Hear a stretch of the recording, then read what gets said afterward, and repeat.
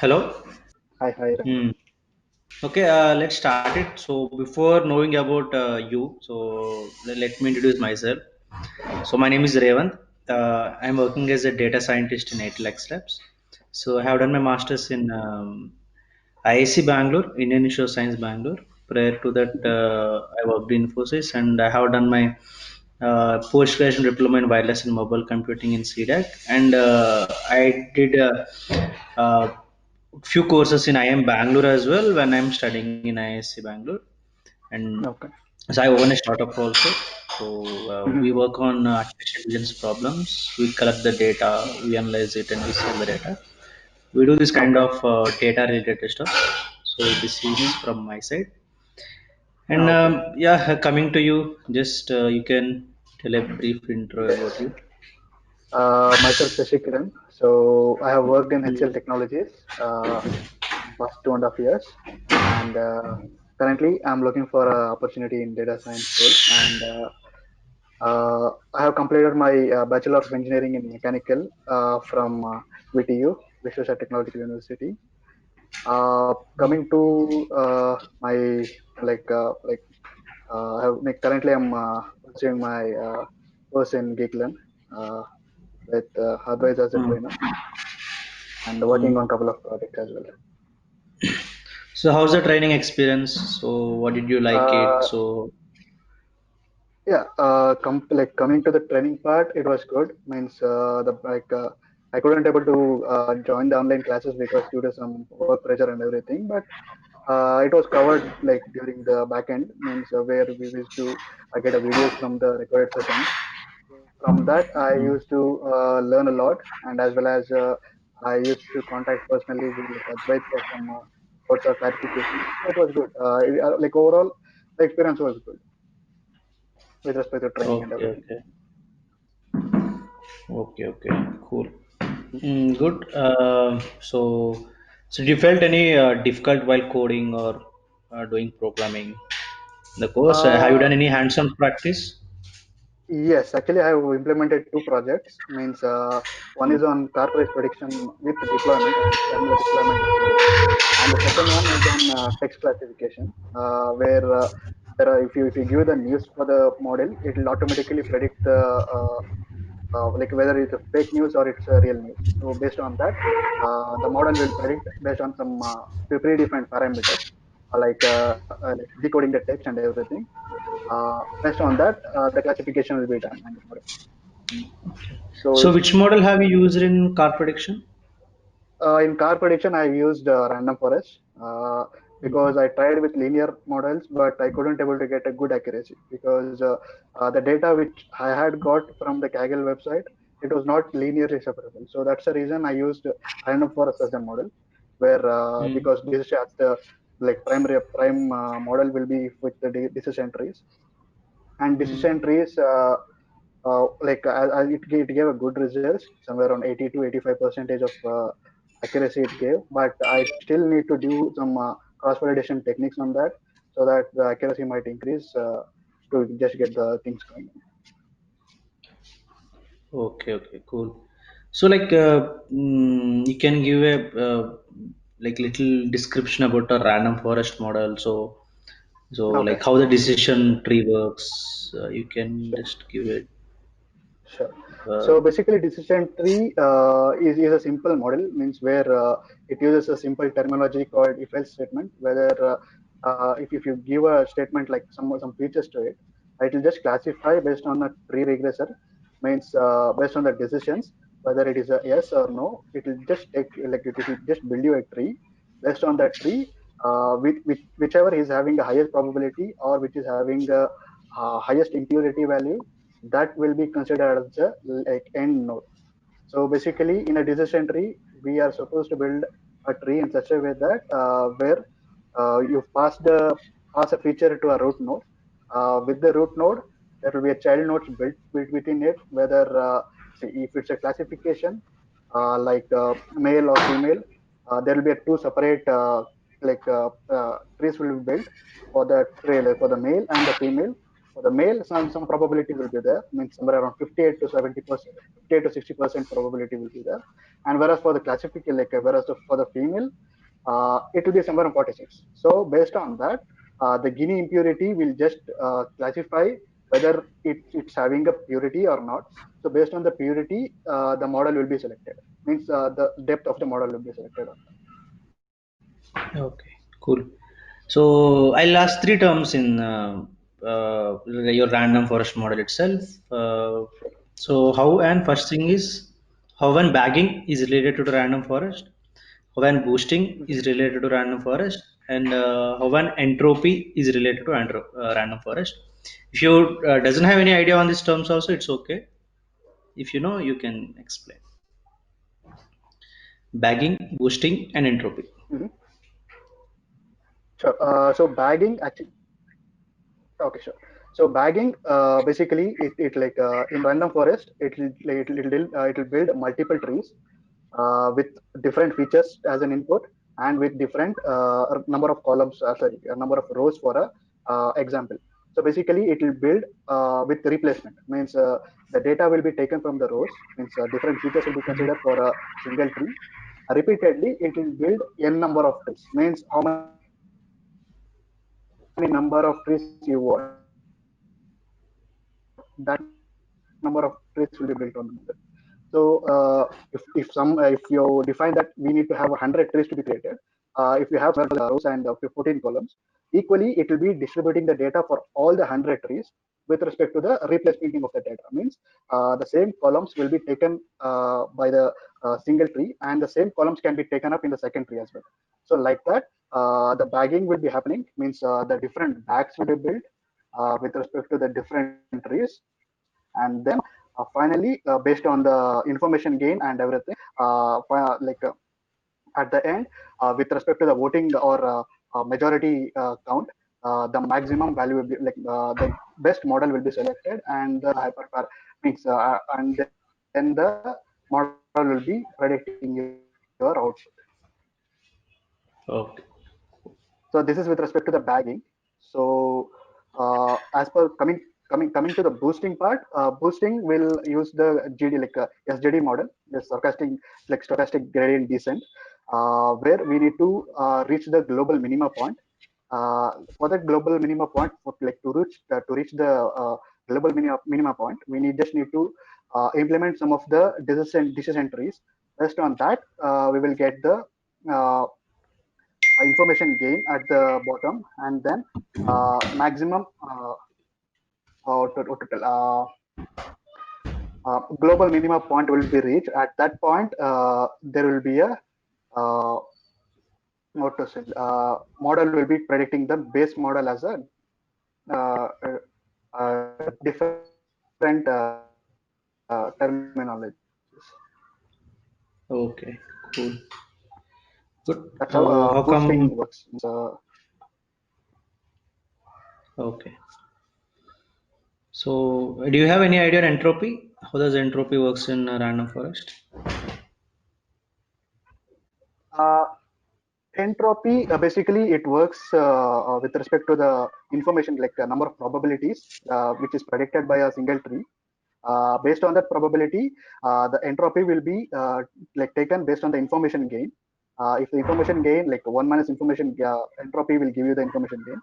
Uh, for entropy, you need to consider the probability, sum of probabilities of all the decision trees. It's the different number of trees that is built at the bottom of the model, and then based on the information gain, the purity will be defined for the specific tree. Means how well your classification work on a single tree or a regressor. Good, good, good, good, great. Impressed. You have pretty good knowledge on the model which you have worked. So, do you have any idea on XGBoost model? I XGBoost I can. have just implemented, but theoretical part I'm not aware of that. Means because XGBoost, as of now, many machine learning models are using XGBoost, but as a theoretical understanding, I was not aware of it. I'm not aware of it. I need to Okay. still revisit the experience because I have not Okay. implemented any models on with respect to that. Boosting techniques. So until now we talked about predicting any values, right? So let's go into classification part. So you can Yes, take any sure. uh, case scenario, like if you take corona, take the corona cases, Mm-hmm. uh, like corona cases. So let's consider if the person is positive is one, the Mm-hmm. person is negative, consider as a zero. Mm-hmm. Okay. Okay. So take any model. You can consider any model. Leave about the model. Mm-hmm. It can be any model. It can be any model classification model. So how, Mm-hmm. if you have idea on what is a confusion Mm-hmm. matrix, how can you relate confusion matrix with the corona cases? So how you define parameters in confusion matrix? So in confusion matrix, we need to classify perfectly because corona cases are means we need to scrutinize all the data points, means all the means cases that we are getting from the hospital system thing. Because even though if we miss one point in that specific thing, might see it's a multiple affecting cases here. Means if one guy has a corona, it can affect to his family members and to his relatives and everything. So for that we need to keep our false positive has to be minimal. Means the threshold of the things, means with respect to the false positive has to be more. Because see, even though if you predict negative, let him get the testing done. Means even though if he is Okay. having a like corona or if he is not having a corona, let let him get the corona tested at any cost. So based on that, he can just see. Based on that, we can classify him as a corona patient and then treat him and then lead him to the regular activities or something. Because if we are just leaving him in the or like outer world or something, we will not no means he might get affected or he might not get affected. But as a prevention, we need to have this person to be scrutinized as a corona positive guy and then treat him and then get him result. For that, if you build a confusion matrix, we need to classify the model with respect to the true positive range, sorry, false positive to be with the minimal, sorry, with the maximum data points. Even though he is a negative, we need to classify him as a positive. Okay. Good. So do you have any idea on what is precision and recall in confusion matrix? Even it's okay if you don't say the exact formula. So it's precision and recall. Uh, pre- sure. Precision is the like actual positive points that you're classifying divided by the sum of positive points in the actual data. Sorry, in the actual data. Right? Means if you have a complete positive data points, then like we need to divide it by the complete actual points on the data. With respect to Oh, the precision, sorry, with respect to the recall, actual like for like negative points divided by the sum of all the negative points in the actual score, actual data. okay. Good, good, good. Hmm. So, so how much strong you are in a statistics knowledge you have? So like to what scale you can level your statistics knowledge? Like I would not say the overall statistics knowledge, but at least the Mhm. statistics knowledge which is related to or applied to data science. So how much extent you can you say Mhm. that your statistical knowledge it is, whether it is a beginner or Mhm. medium or advanced?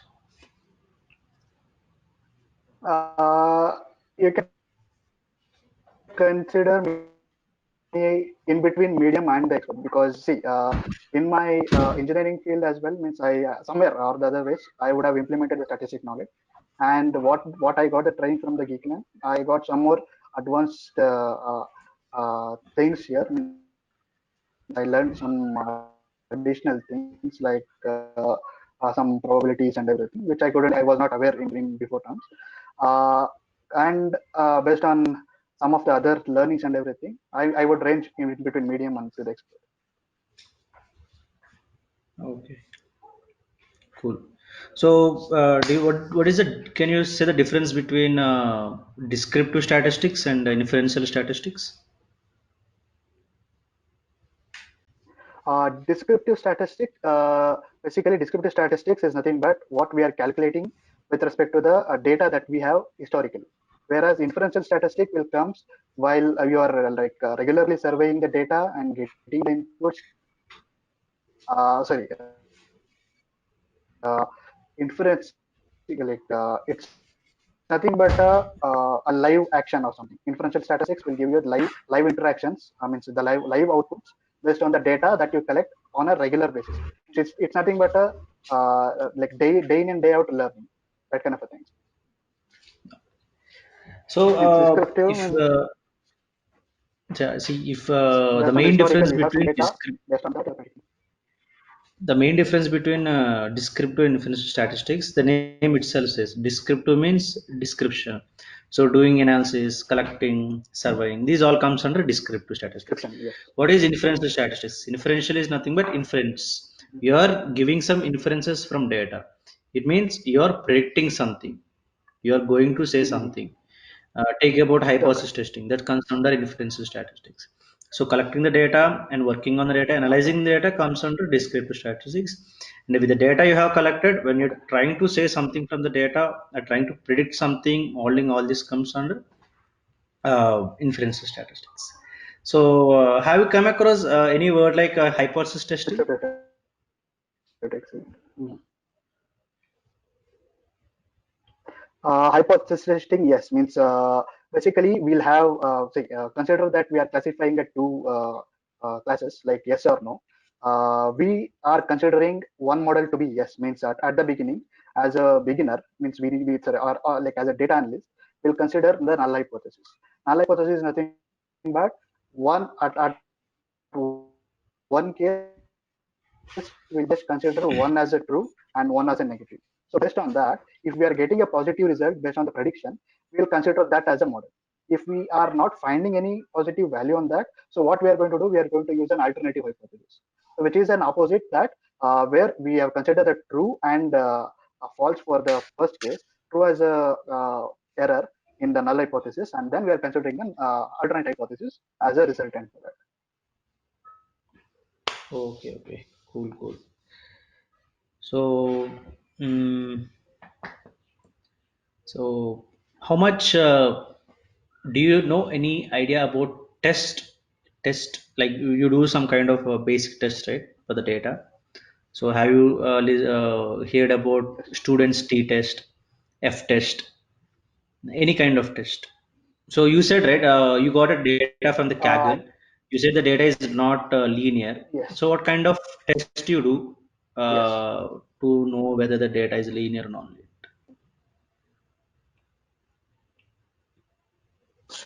So the first thing that we are going to do is means with respect to the analysis, we will just plot the data.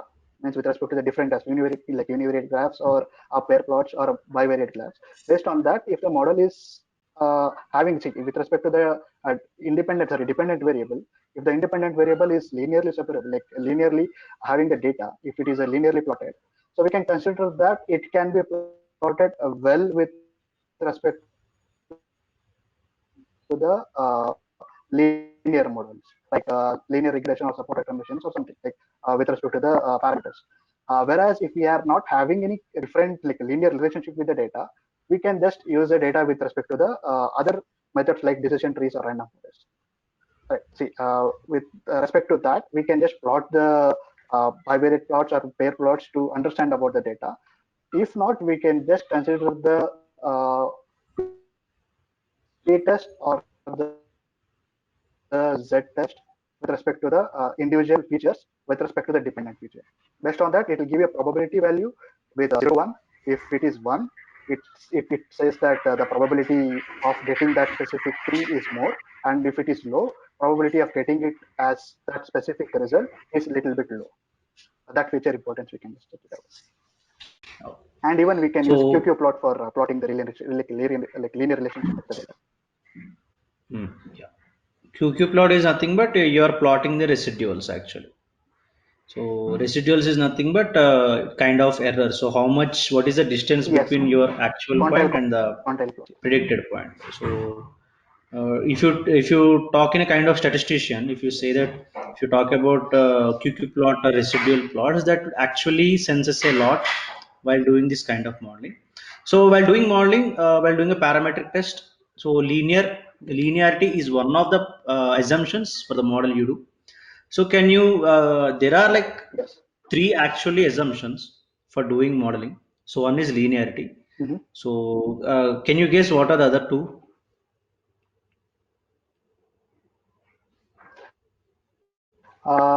The second one is with respect to the uh, mm, comparing with the dependent variable with the independent variable.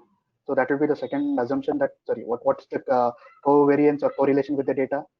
Means if the data point are correlated with each other, the independent values which we are getting from the historical data, if it is correlated, we might not get a proper results that we want to have in with respect to the dependent variable.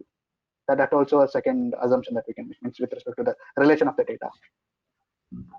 Yeah. So if you talk in a broad way, the assumptions of, if you talk about Yep. the assumptions of linear regression is, one is linear relationship as you explained, another is independence, Yep. another is Yes. homoscedasticity, another is normality. So if you have time, you can check out the four Mhm. assumptions of linear regression. That would help you a lot. So that is actually basic steps. Even in the production, even in the companies, even in big companies, they don't actually generally care for these linear assumptions in the broad way, because if the data Mhm. is not active, the data is violating these assumptions, they might not go for other data, because they'll be getting the data from the only single source. And Mhm. like these Okay. are the four steps, actually these are the assumptions of regression, can be very important to you.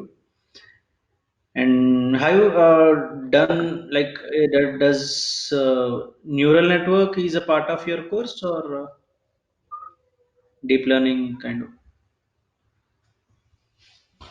Yes, actually, from past 2 weeks, we were just having the same data. Means the like advice is training on the same things.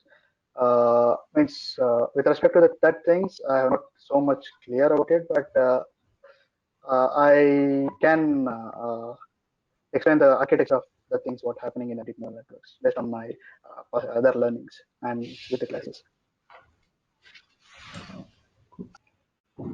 Okay, cool. Yeah, good. Hello, Your technical knowledge is. Can you hear me? hello. Hello. Yes, yes, yes, yes, yes. Hello. Hello, hello. Hello. Can you hear me? Yes, yes, yes. Yeah. Okay. Yeah, your technical knowledge is pretty good. So I think almost you have explained all the concepts, even in the statistical way, even in the modeling way.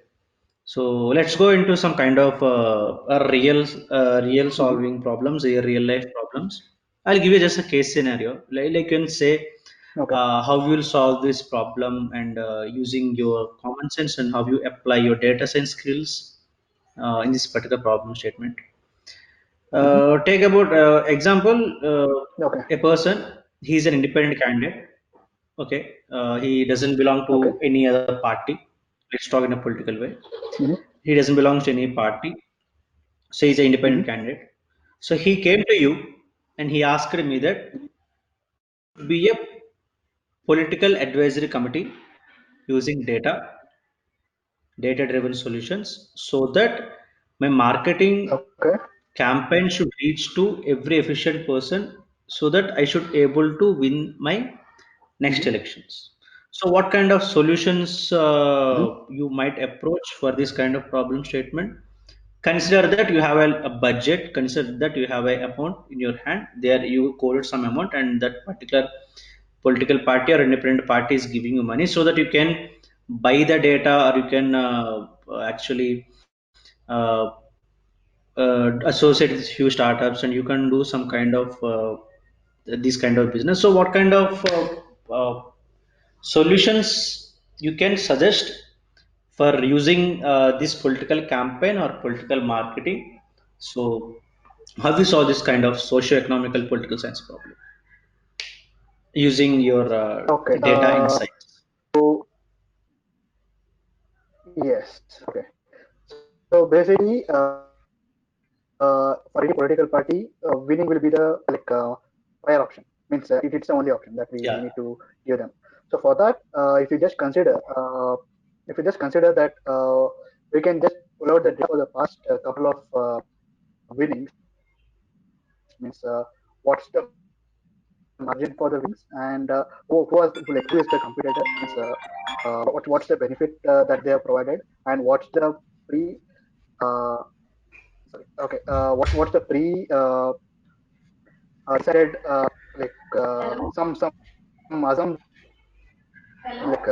some things will be given by the voters, right? Means from the political parties, that if they win, they'll do some activities or something, and how much they have completed that kind of a things, and what's the resultant for that. Based on that, we can just pull out some of the historical information, uh, and give them a clear and clear campaigning details that uh, see if they want to win the campaign, want to do all these specific things, and they need to keep that as a prime time, and then they can pull the votes from the people. So that would be the main concept, that they basically what's the uh, problem that people are facing. Based on that concept, can we can take the historical data and put a classification or something, means put a model into it, and then judge that whether, see, everything has to be tested. So before we just do that, means based on the historical data, we'll just give them a historical understanding what's happening between the, means within your area, and then based on that understanding, we can take his inputs as well, with respect to his ideas and everything, and we can give him a better solution to win the campaigns and win the election. Okay, good. That would So, be so you're saying that we the have to do some kind of positive. Yeah. analysis per user. So if you take a consciential level, you have to, in this Yes. kind of political scenario, the main keyword you Yes. have to use demographics. You have to know the demographics of a person. Yep. So if it is a demography of a person, Okay. so Uh-huh. what is his name? So what is his Mm-hmm. gender, religion, caste, his income levels, whether he's educated, not educated. These kind of actual demographics help a lot because these are the factors which influence a political party, or the probability of person voting for a particular person is actually impacts a lot. So with these kind of demographic way, you need to think about Mm-hmm. it when you Yep. talk about doing some kind of data science skills in political data. So what we can do is, I'll give you a small task. Mm-hmm. You can take as much as time you can. So Okay. see what is the data or election data or any kind of political data available in the open source to the particular constituency of Goa. Goa, I'll tell you the constituency name. Just 1 minute. Hold on. Okay. Okay. So you can actually fetch the data using some kind of web scraping. So do you know what is the idea of web scraping? Web scraping is nothing Mm-hmm. but there is a data in internet. You have to fetch the data from the open source Mm-hmm. particularly. If example, take about Twitter. Okay, today what is trending? Hashtag Men's Day. Take hashtag Men's Day. Yep. Okay. Mm-hmm. So Twitter CEO wants to know the how what are the posts and how the trend is on the postings of International Men's Day.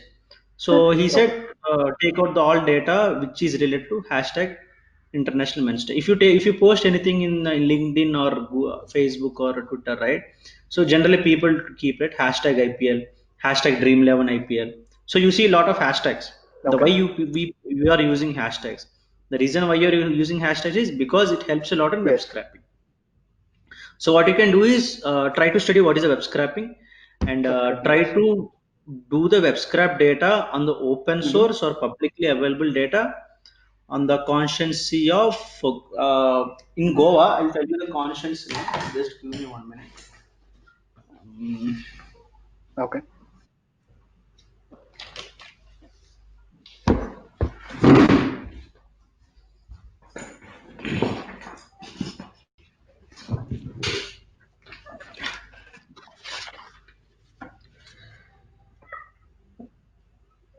you can actually do in the consciency of Navalon and Kalingat. Note down these names: Navalon Uh, and can I have the Kalingat. spelling? Navolon. Navalo. In Navalon, Navalon. Navolon. Another is Kalingat. Kalingat Beach. Kalingat Beach is very pretty famous in Goa, right? So you can take out the information regarding any demographics or how many people are there. okay. So how much extent we can get the information on this particular two constituency, Naval and Kalingat. Let's see how much extent, because uh, the main talent of a data science Actually, Revant, your is. voice. Can you hear me? Hello, can you hear me? Yes. Yes. Yes. Yes. Yes. See, Now it's clear. the main Now talent it's of the clear. data science, yeah, the main talent of the data scientist is, okay. You can do a lot of work when lot of modeling, lot of insights when there is a data. But how you are creating the data? So, is there any data engineering team who is giving you data? When there is no data engineering team, how you create the data? So let's take this kind of uh, let's create some data. So how much extent, like Okay. this actually redefines your skill. So take this two consciency, take any kind of demographics, or do Mm-hmm. you can do simply hands-on. You can do play off with in internet. How much extent the data you can get on this two consciency. So you can play around with it, and let's see how much extent we Okay. can. Okay, if you have any queries, you can contact me, because until now, Sure. Okay. what I have observed is you have pretty good knowledge on modeling. You have pretty good knowledge on insights. If someone gives you data, you can actually do a pretty good modeling and give insights on it.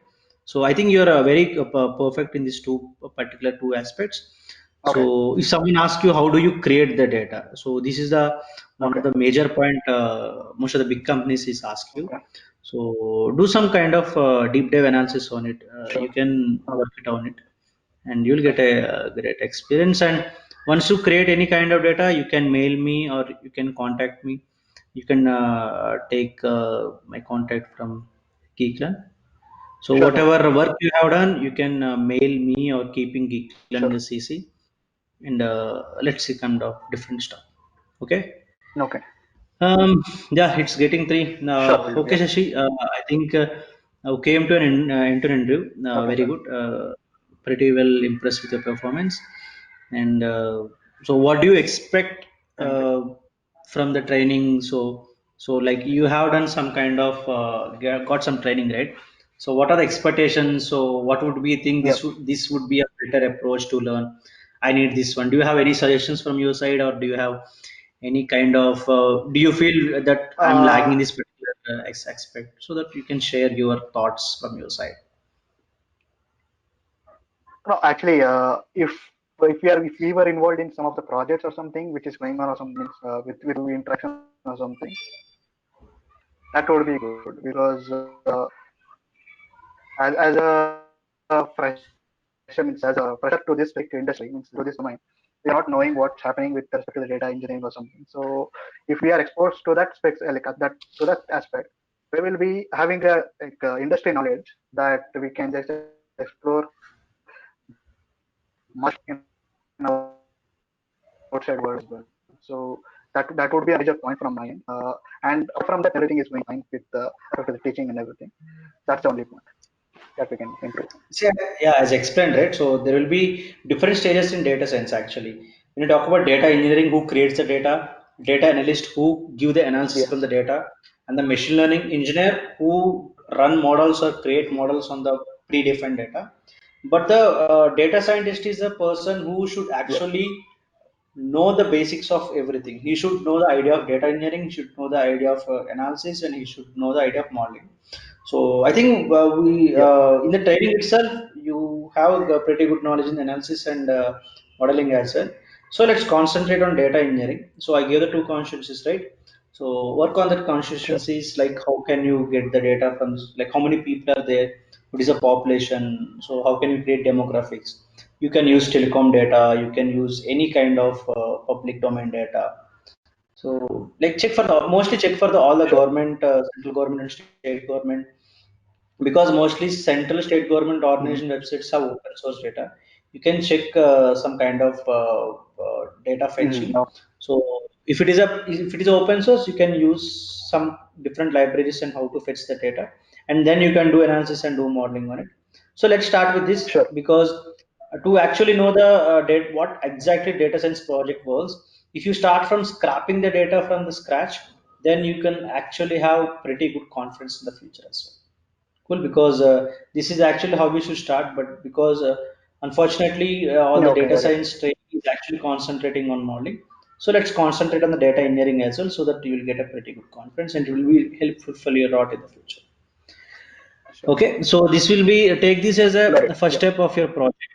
So do some kind of, if you have any queries, you can contact me, or you can contact me through Sure. Sure. Will do. Yeah. Geekland as well. Okay, cool. Sure. Sure. Sure. Will do. Any Yeah. queries? Do you have anything to say? Okay then. Right now, no. Everything is good. ठीक है. Nice meeting you. Sure. Yeah. Sure. Sure. Yeah, nice Thank you. meeting you, Sashi. Nice talking to you. Yeah. Thank you. Thank you, everyone. Okay, Thank you, and bye. we'll sign off.